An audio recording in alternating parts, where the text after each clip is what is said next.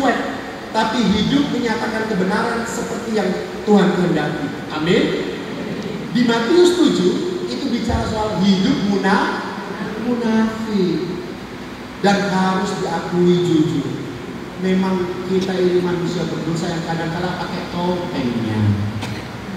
Jangankan Bapak Ibu, bahkan pendeta seperti saya pun bisa pakai topeng.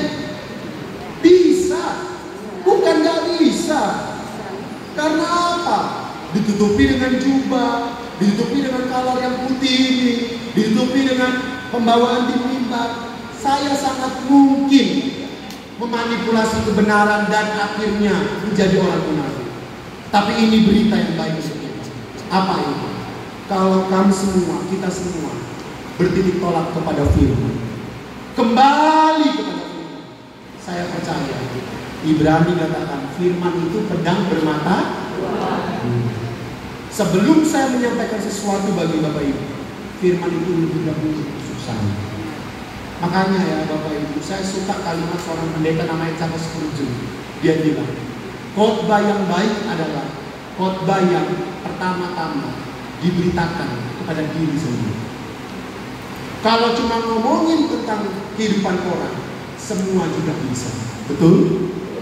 Tapi kalau mau ngomongin diri sendiri, setiap pengkhotbah harus hancur di bawah kaki Tuhan, memohon pengampunan dan belas kasih. Dan di pagi hari ini saya mau bilang Bapak Ibu, kita perlu berkata benar, amin. Tidak perlu manipulasi, amin. Tapi kita juga perlu cek kedalaman hati kita masing-masing. Adakah motivasinya benar atau jujur atau tidak? Adakah tujuannya tepat atau tidak? Kenapa? Coba kita lihat Lukas 17. Ini tujuan berkata benar. Coba kita lihat Lukas 17. Lukas 17 ayat 3. Kita baca bareng-bareng yuk. 1, 2, 3. Jagalah dirimu. Jikalau saudaramu berbuat dosa, tegurlah dia, dan jikalau ia menyesal, ya, tujuan berkata benar kepada saudara kita, kepada keluarga kita, kepada sesama kita. Tujuannya apa? Supaya orang itu bertobat. Lihat, jaga dirimu, tegur. Kalau dia menyesal, disuruh ngapain? Mengampuni. Yang jadi soal ini kadang sudah menyesal pun kita masih ungkit-ungkit dosanya. Padahal di Alkitab di Mazmur dikatakan dari barat ke timur sejauh itu Tuhan lempar dosa kita. Bahkan Tuhan tidak ingat.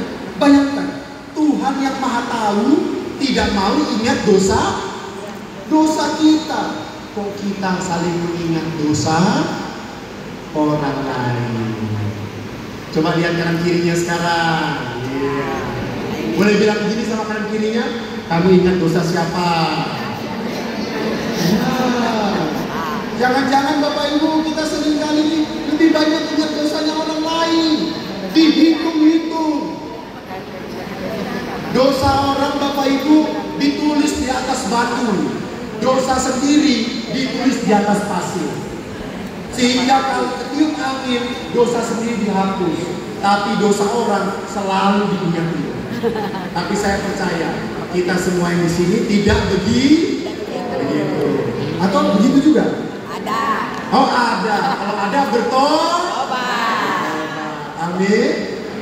Maka sebelum nanti kita masuk tanya jawab, waktu saya juga terbatas Pak ya. Belum, dikit lagi. Kita kan mau masuk tanya jawab nanti. Saya ingin tutup dengan kalimat ini. Di atas kayu salib, Yesus telah menunjukkan bahwa kebenaran yang sejati bisa bersanding dengan kasih yang sejati. Upah dosa ialah maut, tapi Yesus memikul upah tersebut. Dan di satu sisi, Yesus juga menunjukkan kasih yang besar.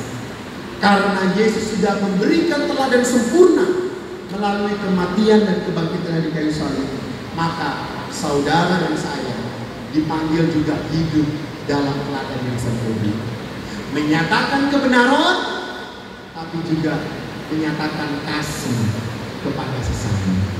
Kiranya Tuhan Yesus menolong kita semua. Amin.